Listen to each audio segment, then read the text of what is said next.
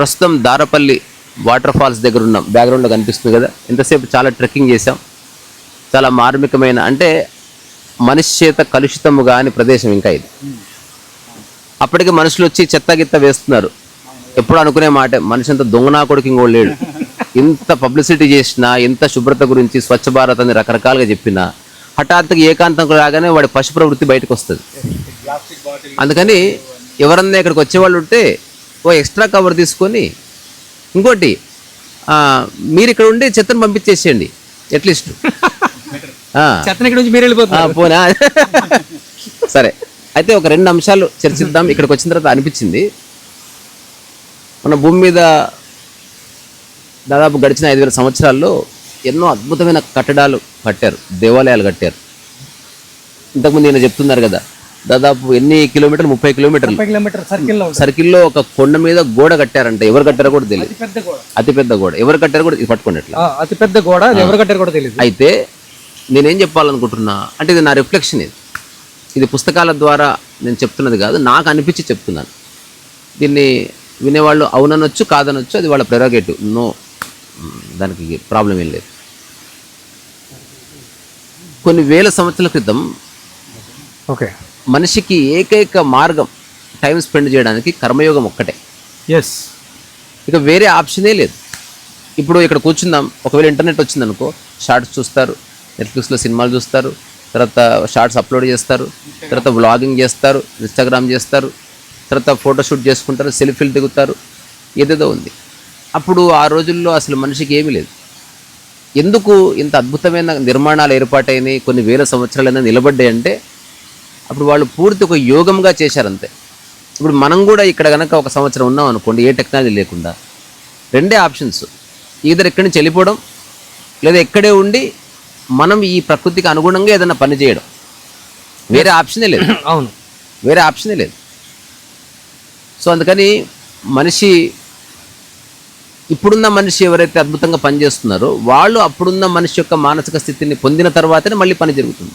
అంటే డిస్ట్రాక్షన్ లేని ఒక మైండ్, అంటే ఇటుపక్క ఫోన్ ఉన్నా, అటుపక్క టీవీ ఉన్నా, ఇటుపక్క పబ్ ఉన్నా, అటుపక్క రెస్టారెంట్ ఉన్నా, వీటి పట్ల ఇక నాకు ఆలోచన లేదు.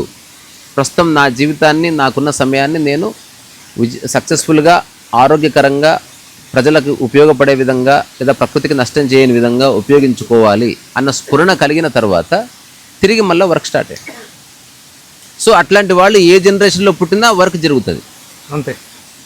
అట్లీస్ట్ లోకహితం కోసం కాకపోయినా వాళ్ళ వల్ల నష్టం అయితే ఉండదు. ఇప్పుడు అడవిలో కోతిలాగా బతికిన వాళ్ళు కొందరు ఉన్నారు. నేను యాగంటి వెళ్ళినప్పుడు అక్కడ ఒక స్వామీజీది కలిశారు నాకు. ఆయన 90 సంవత్సరాల వయసు. ఆయన దాదాపు 50-60 సంవత్సరాలు ఒక చిన్న గుహలో ఉండిపోయారు. నేను అడిగాను, మరి ప్రపంచంలో ఎన్ని కష్టాలు కన్నీళ్ళు ఉన్నాయి కదా, మరి మీరేమి చేయరా అంటే, ప్రయత్నం చేశాను, అట్లాంటి వాళ్ళని కొంచెం తయారు చేసి పంపించాను, నాకెందుకో ఏకాంతంగా ఉండాలని అనిపించింది. ఆయన చెప్పిన మాటని, నా వల్ల ఈ ప్రపంచానికి, ప్రకృతికి నష్టమైతే లేదు, అట్లీస్ట్ నా వల్ల డిస్టర్బెన్స్ లేకుండా చూస్తున్నాను. ఇది నాకున్న మినిమం బాధ్యత. ఇక్కడున్న వాతావరణాన్ని చెడగొట్టడం లేదు, ఇక్కడ మౌనాన్ని డిస్టర్బ్ చేయకుండా, ఇక్కడ ఎవరన్నా వస్తే వాళ్ళకి చిన్న చిన్న సూచనలు, చెత్త వేయొద్దని కానీ, లేకపోతే కాస్త ఎవరన్నా గొడవ పడుతుంటే పడకండి అయ్యా, అంతవరకు చేస్తున్నాను. వేరే వాళ్ళ దృష్టిలో నా జీవితం వృధా అని అనిపించిండొచ్చు, మా కుటుంబ సభ్యులకు కూడా. కానీ నాకు చాలా హాయిగా, అంటే నా జీవితాన్ని నాకేం నిరాశ, లేకపోతే ఏదో మిస్ అయ్యానన్న భావన ఏమీ లేదు. మీ కంటికి కనబడకుండా నేను చాలా చేస్తున్నాను. సార్ నాకు ఇక్కడ అనిపిస్తుంది సార్, ఇప్పుడు చాలా మంది నాగరికులందరూ కూడా ఇక్కడికి వచ్చి అనుకుంటూ ఉంటారు, వీళ్ళు ట్రైబల్ విలేజ్లో ఉన్నారు, వీళ్ళకి ఏం తెలియట్లేదు, నాగరికత లేదు, ఎలా అయినా సరే వాళ్ళకి ఏదో నేర్పాలి, స్కూల్ పెట్టాలి, హాస్పిటల్ పెట్టాలి, వాళ్ళకి దుప్పట్లు ఇవ్వాలి అన్నటువంటి ఆలోచనతో వస్తుంటారు. కానీ నిజానికి అలా రాకుండా ఉంటేనే బెటర్. ఎందుకంటే సహజంగా ప్రకృతితో మమేకం అయిపోయి వాళ్ళు జీవిస్తున్నారు, హాయిగా జీవిస్తున్నారు.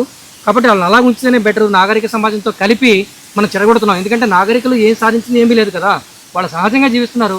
అక్కడ ఉన్నటువంటి ఔషధాలని, ఆ మూలికల్ని ఔషధాలుగా తీసుకొని ఆరోగ్యాన్ని సంపాదించుకున్నారు, సహజంగా వాళ్ళు పండించుకుంటున్నారు. అలా ఉంటేనే ప్రపంచవ్యాప్తంగా ఇది ఒక పోకడ సార్. ఇది అదేంటంటే, మనకి ఒక చాలా ప్రాచుర్యం పొందిన ఒక బుక్ ఉంది, అది తెలుగులో కూడా తర్జుమా అయింది, వీలైతే చదవండి ఒకసారి. అంటే ప్రపంచాన్ని, నాట్ ఓన్లీ ఇండియా, అసలు ఓవరాల్గా వరల్డ్ వైడ్ ఏం జరుగుతుందన్న ఒక ఓవర్వ్యూ వస్తుంది. ఆ పుస్తకం పేరు confessions of an economic hit man. దళారి పశ్చాత్తాపం అనే పేరుతో తెలుగులో అనువదించబడింది. దళారి పశ్చాత్తాపం బాగుంది. దయచేసి చదవండి ఆ పుస్తకం. అందులో ఏముంటది, ఘనా, పనామా అండ్ ఈక్వెడార్ అనే రెండు ఇట్లాగే ప్రకృతితో చాలా సమృద్ధి అయినటువంటి సస్యశ్యామల మనం అనుకుంటున్న tribes, they are not tribes, మనం tribes actually they are existential people. అవును. సో అట్లాంటి వాళ్ళు చాలా కల్చరల్గా చాలా రిచ్గా ఉండి ప్రకృతితో ఉండి అక్కడున్న పంటలు పండించుకుని హాయిగా ఈ సోకాళ్ళు ప్రపంచవ్యాప్తంగా ఉన్న జీడిపిలు, ఈ ఎకనామికల్ డెవలప్మెంట్, ఈ ప్రైవేటీకరణ ఇట్లాంటి వాటిలో పడకుండా they are living happy life. అంతే, ఉద్యోగం కోసం పరిగెట్టలేదు వాళ్ళు. అప్పుడు ఎవరైతే ఎకనామికల్ హిట్ మ్యాన్ అని చెప్తున్నాడో ఆ ఆథరే ఒక దేశం పంపిస్తే వచ్చి తనకున్న ఫిలాసఫీని, ఈ ప్రపంచీకరణని వాళ్ళ మీద రుద్ది అక్కడ ఫ్లైఓవర్లో వేస్తాము, మీకు డెవలప్మెంట్ కావాలి, అయ్యయ్యో ఇట్లుందరు ఏందని వాళ్ళని గబ్బు లేపి అక్కడ రెండు దేశాలు నేను నాశనం చేశానని చెప్తాను ఆ పుస్తకంలో. ఆ తర్వాత తన చేసిన పని తనకే నచ్చక, అరే వాళ్ళు బాగున్నారా బాబు, ప్రపంచ మానవజాతి కోరుకునే స్థితిలో వాళ్ళు ఉన్నారు, వాళ్ళ దగ్గర జస్ట్ డబ్బు లేదంతే, వాళ్ళ దగ్గర బెంచ్ కార్ లేదంతే, అదర్వైజ్ మనిషి ఏవేవైతే కావాలనుకుంటున్నాడో అవన్నీ ఉన్నాయి అని చెప్పిన పుస్తకం అది ఎప్పుడన్నా చదవండి. అందుకని నేను ఓవరాల్ గా చిన్న కాన్వర్జేషన్ తర్వాత నీళ్ళలో తడిసేది ఉంది. రెండోది, ఇప్పుడు అరుణాచలం లాంటి ప్రదేశం ఇంత విశ్వవ్యాపమైందంటే రమణ మహర్షి అనే ఒక వ్యక్తి, దాంతోపాటు అరుణాచలేశ్వరుడు, అంటే అట్లా దైవము అట్లా మనిషి అక్కడ ఉన్నారు. సో ఆ రెండింటి యొక్క బ్యాలెన్స్ లోపల అది ఆకర్షిస్తుంది. ఓవరాల్గా నాకు అర్థమైంది ఏంది, ఏదైనా ఒక ప్రదేశం బాగుండాలంటే ఎవరో ఒకరు స్థిరపడాలి అక్కడ. అంతే, ఆ వ్యక్తికి జీవితం పట్ల ఒక సమగ్ర దృష్టి ఉండాలి. ఆ స్థిరపడ్డవాడు తాను ఆచరిస్తూ జీవిస్తున్నప్పుడు అది గొప్ప సందేశంగా వెళ్ళి అక్కడున్న ప్రాంతం అంతా సుభిక్షం. ఉదాహరణకి ఆ తాత ఉన్నారనుకో, ఎవరు వచ్చినా ఆయన చెత్త ఏరుతూ ఉంటే అది గుచ్చుకుంటది. అరే అంత పెద్ద ఆయన. ఒకసారి ఒక చిన్న షార్ట్ చూశాను, మీరు చూశారో లేదో నాకు తెలియదు. అందరూ ప్లాస్టిక్ బాటిల్స్ అవన్నీ ఏదో వాటర్ ఫాల్స్ దగ్గర ఎక్కడో పడేసిపోతుంటే అక్కడే ఉంటున్న కోతులు తీసుకెళ్లి డస్ట్బిన్ లో వేస్తున్నాయి.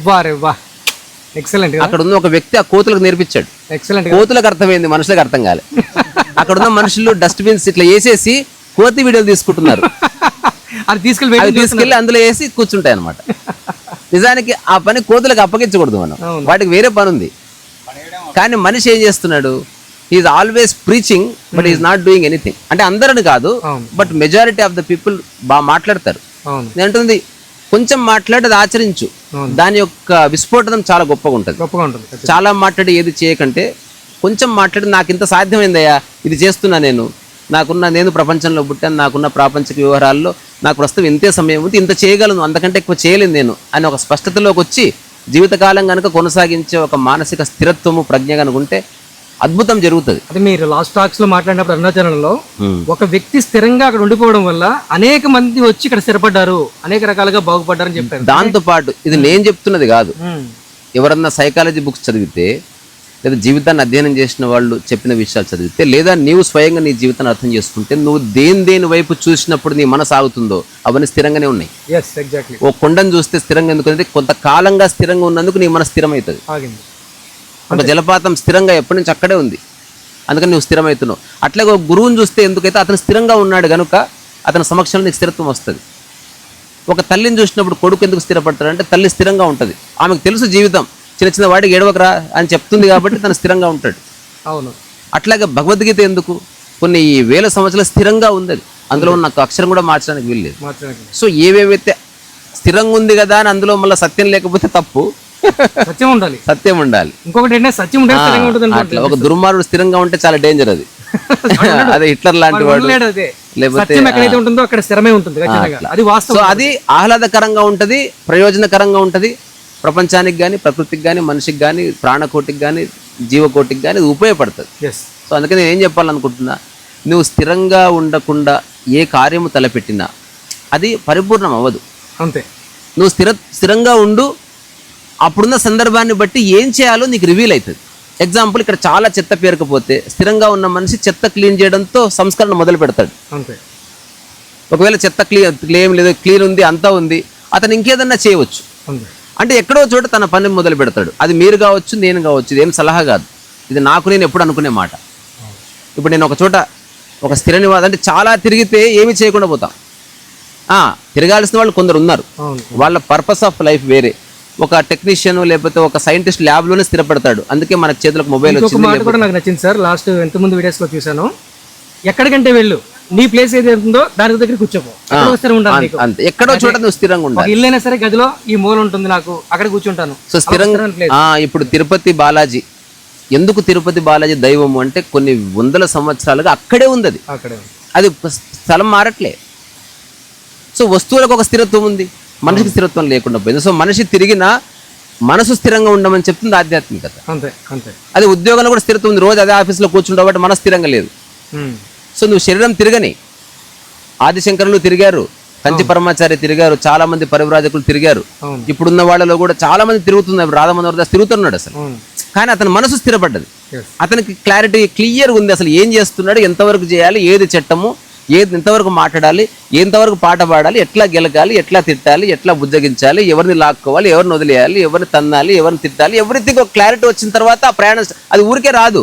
చేస్తూ చేస్తూ చేస్తూ చేస్తూ ఉండగా అది పుడుతుంది క్లారిటీ. అది యూ కెనాట్ ఇంపోజ్ క్లారిటీ అని ఎనీబడి బై ఫోర్స్. చాలా తిరిగి తిరిగి స్కందాశ్రమంలో ఆగారు, ఆ తర్వాత విరూపాక్షలో ఆగారు, కొండ కింద ఆగారు. చివరిగా వాళ్ళ అమ్మగారు మరణించిన తర్వాత ఆ సమాధి దగ్గర ఆయన స్థిరపడ్డాడు. ఆ తర్వాత ఎక్కడ తిరిగినా అక్కడికి వచ్చేవాడు అట్లా. సో నేను చెప్పాలనుకుంటున్నది ఏంటంటే, అందరు మనుషుల్లోనూ ఒక శుద్ధ చైతన్యం ఉంది. ఏదన్నా సమస్యను చూసినప్పుడు, తప్పును చూసినప్పుడు స్పందించే లక్షణం ఉంది. కానీ ఒక్కొక్కరు ఒక్కొక్క విధంగా స్పందిస్తారు. ఎక్స్ప్రెషన్ వేరే ఉంటుంది. అంటే మనం పెళ్లి జరిగినప్పుడు అందరూ కూరగాయలు తరగొద్దు, అందరూ వంట చేయొద్దు. కొందరు కూరగాయలు తరగాలి, కొందరు వంట చేయాలి, కొందరు వడ్డేయాలి, కొందరు తినాలి. అప్పుడే పెళ్ళి అవుతుంది. అట్లా కాకుండా అందరూ కూరగాయలు తరిగితే వంట చేసేది ఎవడు? అందుకే ఈ ప్రపంచంలో కొందరు రాస్తారు, కొందరు పాడతారు, కొందరు మౌనంగా సందేశం ఇస్తారు, కొందరు అరిచి సందేశం ఇస్తారు, ఒకడు గుద్ది సందేశం ఇస్తారు. అందరూ అవసరం. అంతే, ఏ ఒక్కళ్ళు లేకపోయినా పని అయిపోతుంది. ఇదంతా కలిపి ఒక తంతి. అంటే ముళ్ళ చెట్టు నుంచి పూల చెట్టు వరకు ఎన్నో రకాల ఎక్స్ప్రెషన్స్ ఉన్నాయి. ఉత్త ముళ్ళ చెట్లున్నా పని చేయదు, ఉత్త పూల చెట్లున్నా పని చేయదు, ఉత్త తీపున్నా పని చేయదు, ఉత్త ఒగరున్నా పని చేయదు. డైవర్సిటీ ఇన్ ఎవ్రీ ఆస్పెక్టే లైఫ్. అంతే, అది మనందరం గుర్తిద్దాం. ఈ సలహా, డైవర్సిటీ మతాల్లో దేశానికి ప్రమాదం, గుర్తిద్దాం. అసలు అలాంటి ధారణ లేనే లేదు. ఇప్పుడు ఆల్రెడీ చెప్పిన ఒక పుస్తకం కొన్ని వందల సంవత్సరాలు స్థిరంగా ఉంది. ఆ పుస్తకంలో సత్యం ఉంటే అది ఆనందాన్ని ఇస్తుంది. ఆ పుస్తకంలో అలజడి ఉందనుకో, స్థిరంగా ఉండి ఏం ప్రయోజనం? ఉంటే తీసేస్తున్నాం. అట్టగా సమాజాన్ని విద్రోహం కలిగించేవాడు ఎవడున్నా వాడు పెరికివేయవలసిందే, అది జరుగుతుంది. అది క్లియర్. అందులో మళ్ళీ ఇఫ్ అండ్ బట్స్ కానీ, మళ్ళీ శశభిషలు కానీ, అభిప్రాయ భేదాలు కానీ ఏమీ లేవు. నేను చెప్తున్నది అందుకే ఫస్టే చెప్పిన, ఒక తాత్విక చింతనలో మాట్లాడుతున్నాను అని చెప్పే స్టార్ట్ చేసిన. ఓవరాల్గా నువ్వు స్థిరంగా ఉండు. స్థిరంగా ఉంటే నీ చుట్టూ నీ స్థిరత్వంలో నుంచి పుట్టే సిద్ధాంతం కావచ్చు, ఆలోచన కావచ్చు, అది కనుక పాజిటివ్గా ఉంటే ప్రపంచం బాగుంటుంది. అది కనుక నెగిటివ్గా ఉంటే, ఉదాహరణకి స్థిరంగా ఒకటి దాగుతున్నాడు, ఇల్లు చెడిపోతుంది. స్థిరంగా ఒకటి చదువుతున్నాడు, ఇల్లు బాగుపడుతుంది. నువ్వు ఎవరు అన్నది నువ్వు నిర్ణయం చేసుకో. అది ఎస్, నువ్వు చెప్పిన దానికి పూర్తిగా సమర్థిస్తూ ఏవైతే మన విదేశీ శక్తులు ఉన్నాయో, లేకపోతే మన భారతదేశాన్ని ముక్కలు చేయాలనుకుంటున్నారో, లేకపోతే మా మతమే గొప్పదని పిచ్చి ప్రచారం చేస్తున్నారో, అట్లాంటి వాళ్ళందరినీ ప్రపంచం గమనిస్తుంది. Not only India. ఎవరన్నారు అబ్బా? ఎవడన్నాడు? వాడిని ఖాళీగా కొట్టాలి. అన్ని మతాలు సమానం ఎట్లయితే అసలు కానే కాదు. ఎవరి మతం వాళ్ళదే. వాళ్ళు వేరే వాళ్ళ మీద దాడి చేసినప్పుడు ఖచ్చితంగా ప్రశ్నిస్తున్నారు. కాకపోతే కొందరు పాటల ద్వారా, కొందరు మాటల ద్వారా, కొందరు ఆర్టికల్స్ ద్వారా, కొందరు రకరకాల చేయాలి, చేస్తున్నారు. ఒక్కటి ఆరోగ్యం అని చెప్పినప్పుడు అందులో కంతి ఉంటే అది నెగెట్ చేసి చెప్తున్నాం అంతే తప్ప కంతితో సహా ఆరోగ్యం అని ఎవడన్నాడు. అందుకని మన భూమి కూడా చాలా కంతులు పట్టుకున్నాయి. ఆ కంతులను పెరికి వేసే కార్యక్రమం సక్సెస్ఫుల్గా జరుగుతుంది. అందులో ఏ మొహమాటం లేదు. ఎవ్వడు హర్షించడు దాన్ని. ఇది నీవు నేననే మాట కాదు, ఇది ఎప్పటి నుంచో జరుగుతున్నది. దాన్ని కొనసాగింపే ఈ చర్చ అంతా. ఏదేమైనా మీ వల్ల ఇది వాటర్ ఫాల్స్ చూసే అవకాశం వచ్చింది. సో అందుకని మీకు అట్లాగే మన ప్రకృతి సిద్ధంగా ఏర్పడ్డ ఒక శివాలయము, ఆ తర్వాత ప్రకృతి సిద్ధంగా ఉన్నటువంటి ప్రకృతి, చక్కటి గాలి, ఇంకా మనిషి చేత కలుషితము కానీ, అంటే అన్కంటామినేటెడ్ బై మ్యాన్, అది చాలా రేరు. మెల్లమెల్లగా అది కనుమరుగైపోతున్నాయి. అందుకే ఎవరైతే వస్తున్నారో దయచేసి ఇలా చెత్త చూపినానా, చెత్త మాత్రం చెత్త చూపి చెత్త మనుషులు మాత్రమే చెత్త వేస్తారు. చెత్త మనుషులు మాత్రమే చెత్త వేస్తారు. దయచేసి చెత్త వేయకండి. అంటే వాళ్ళు తెచ్చుకొని తినొచ్చు తాగొచ్చు కానీ మళ్ళీ పట్టుకెళ్ళాలి. పట్టుకెళ్ళిపోవాలి. ఆ చెత్త అట్లా అంత దూరం తెచ్చుకొని నేను కూడా చాలా సార్లు చూస్తా చివరి మాట ఇంటి వరకు చెప్పులు వేసుకుని వస్తాయి, ఇంటి రారేసులు కొడతారు. ఆ ఒక్క సెకండ్ గూట్లో పెట్టొచ్చు, అంతే కదా, లేదా రెండు పక్క పక్కన ఎట్లీస్ట్ పెట్టొచ్చు. అక్కడికి రాగానే ఏదో అవుతుంది. నిజానికి వాడు బయట స్ట్రెస్ అనుభవిస్తున్నాడు, వాడికి అట్లా ఉంటే ఇష్టం లేదు, వాడు పిచ్చి పిచ్చిగానే ఉండాలనుకుంటున్నాడు. బయట తిడతారు కాబట్టి వాడు ఇంటికి వచ్చినాక అడ్డగోలుగా ఉంటున్నాడు. అందుకని నువ్వు ఎక్కడున్నా నిజాయితీగా ఉండాలి, ఎక్కడున్నా హాయిగా ఉండాలి, ఎక్కడున్న సామరస్యాన్ని చెడగొట్టకుండా చూడాలి. లేరు కదా అబ్సల్యూట్. అందుకని మన వంతు ఇప్పుడు మేము వచ్చాము, ఏ చెత్త వేయకుండా వెళ్తాం, వీళ్ళతో కొంచెం చెత్త ఏరి పక్కన పెట్టే పోతాయి ఈరోజు, అట్లీస్ట్ నా వంతుగా. సో మీరు కూడా ప్రయత్నం చేయండి. ఇక్కడి నుంచే మీ అందరిలో ఉన్న ఓపికకు కానీ లేకపోతే విద్వత్తుకు కానీ ఓపిక స్థిరత్వానికి కానీ నేను శిరస్సు వంచి నమస్కారం చేస్తున్నా. రీసరస వయస పోయి నీళ్ళ నాందం పైగా. జై మహాదేవ్.